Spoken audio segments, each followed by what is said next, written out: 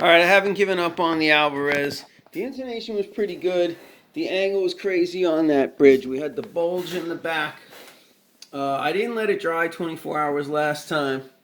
But look, I got it clamped down, anti-bulge set up. I got my 4-inch aluminum underneath there.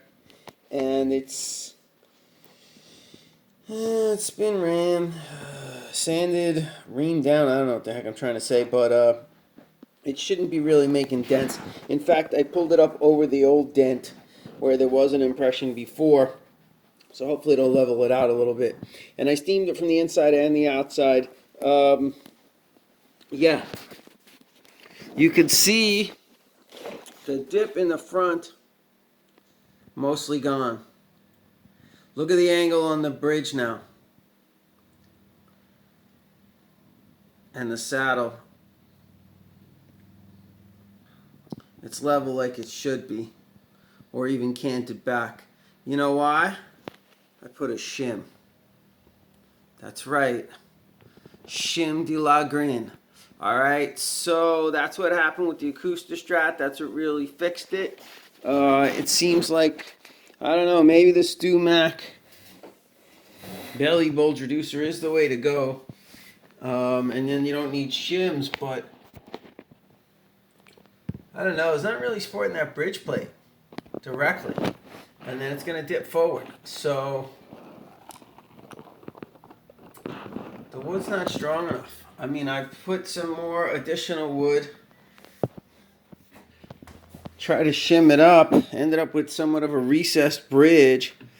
I bought a new saddle, and it's not even high enough, right, without sanding anything down. The other saddle, I thought I took some material off, and then I had to shim it up. So shimming it with the cyanoacrylate glue and baking soda. There's my shim. You see it? Seriously, just a shim. I cut it down to the size of the guitar, and it's pushing on the body. It might be better if I get on that support beam, but I'm a little in front of it. It seems to be pretty flush. Yeah, maybe I could do better lighting. I don't know, but you get the idea. There's the shim, right? Basic wood shim.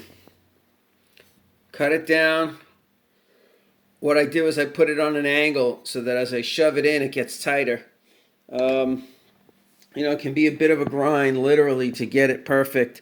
But I'm confident now. I think we just really finally saved it. Like I said, even with the angle and the cant on it, the intonation improved. So I don't know if it was just because maybe I managed to move the bridge back a little bit.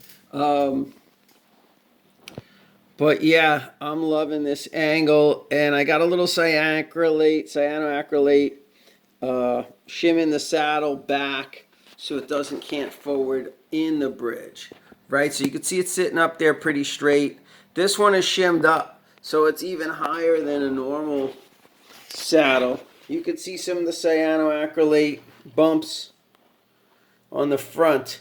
They were recessed, but I had to keep shimming it up and up. And then it came up too high, but right, that's what's keeping it from leaning forward within the slot. So, yeah, I'm going to let it dry like this for a couple of days. I heated it up. It's just coming off the steam now. It's still pretty hot.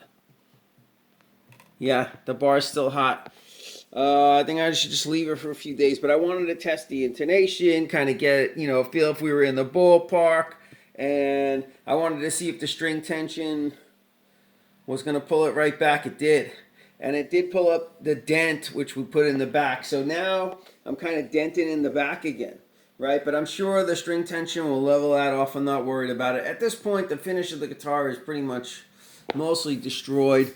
So I'll try to fill it in. I don't know if we're going to do that today. Maybe in a few days or next week. But yeah, I think this baby's going to play beautifully now. I might even have my crowning file, which came in the mail. I'm going to go check right now because you can see I have to file these bad boys down. Especially on the sides, like big time. Yeah, you can see it. They're flat. There's no crown at all. But I was doing that to get rid of the buzzing.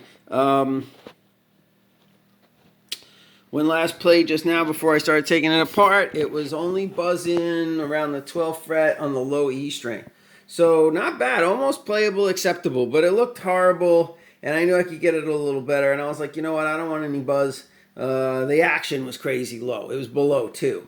So it's buzzing at 2, 175 millimeters on the 12th fret of the E string, right? Really low for an acoustic, a big old swing for the fences acoustic. So yeah, I don't want really low action on this. I mean, it is kind of nice.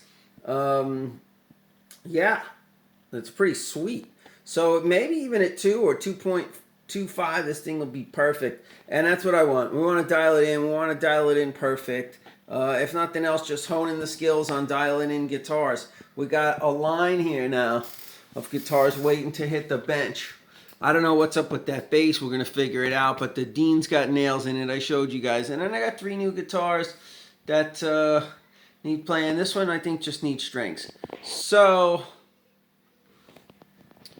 gee, maybe I'm done playing real tech today. We'll do a maybe we'll do a sound check on the Glary. I know the Mitchell, the 3-way switch is broke. So we're going to troubleshoot that, see exactly what's wrong. Probably just needs a new switch. Maybe the wire's loose. We can get in there and take a peek at that.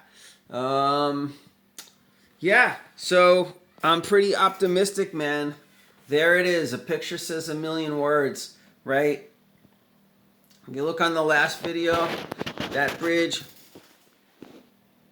was tipping forward, angled forward big time. Now it's straight. Now it's angled back. So if it can stay that way, we'll be good. I think with the shim, we're golden. I didn't put the super duper tight shim. It's tighter in the acoustic Strat, but the acoustic Strat, Acoustic Strat, has a plastic back. This has a regular wood back. Oh, look what I did. There we go. Right, so you hear cracking and popping, and you know, there's the problem with the shim method. Look what I did. I bulged out the back, popped out the bottom here. Not good. And I used the broad end of the shim. So, you know, so yeah, I keep making this guitar worse. Now I'm destroying the back. But, I mean, look, if that's all it's going to do and then it's going to play perfectly, it's kind of worth it. Obviously, I should have put it like a fatter support, something under that shim. Right, I was afraid of that, but yeah, that doesn't happen with the Acoustic Strat. But this, you know, super thin wood, I don't know if it's mahogany or what, right? And then you kind of hear cracking and popping. I was pushing the shim in before I heated it. Maybe had I heated it, it would have bent more instead of cracking, crack-a-lacking. But I don't think it's going to vibrate. I don't think it's going to mess with the playability too much. I mean, I'm definitely sad about it. And maybe we can fix it. Maybe we can improve it. I don't know. At this point, I'm not really trying to go for finish as much as playability. But, yeah, the shim, I don't know. You know, it might not be worth it, all the effort and energy on these old guitars. And then you got to rebuild them, redesign them. Yeah. But I'll be happy if it plays and it sounds good. I'm looking to do some recording. I just bought all these new guitars. I'm thinking about doing an album. I want to get my skills, my lead a little more in line. We got the Paul Reed Smith up there. I think we could put down some nice leads for sure. I got some skills. And when I had, you know, layers and tracks and all that, I was getting pretty good at layering down different tracks, like with the nylon string, come in, do different harmony lines, beautiful, all different types of sounds and layers. So that's what I want to get into next. You know, whether it's instrumentals or, you know, songs with lyrics and the whole bit, we'll see. But that's where my mind is going. I feel the creative energy building to maybe do an album. That's what's on the shelf, right? That's what's in the brain. So, you know, this doesn't have any type of pickup situation. We'll have to mic it. But this is worthy of being mic'd. This is, I think, good for recording studio. Maybe not good for live at all, except for around a campfire. But yeah, it's got great sound, really projects, and hopefully we won't destroy it too much. Hopefully we can save it. I was being optimistic, started off optimistic with this video. Until I realized we bulged out the back. Oh, God help us. This is an old Alverez. It has a lot of nostalgia to it. I got it when I was pretty young, and times were kind of hard, so it brings back memories for me. And memories bring back memories. Yeah, I think we're getting there, people.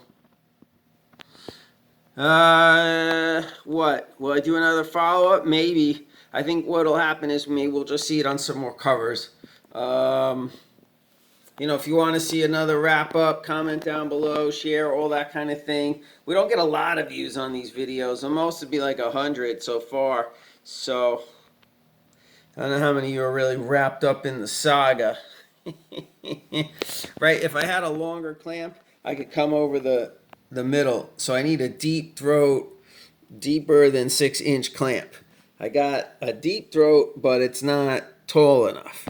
So, whatever, man. You can invest $1 million in clamps, or just go buy new guitars. They're so cheap nowadays. We got the new brass piece there. We're looking good. All right, people, that's a wrap. We'll see you on the next one. Peace.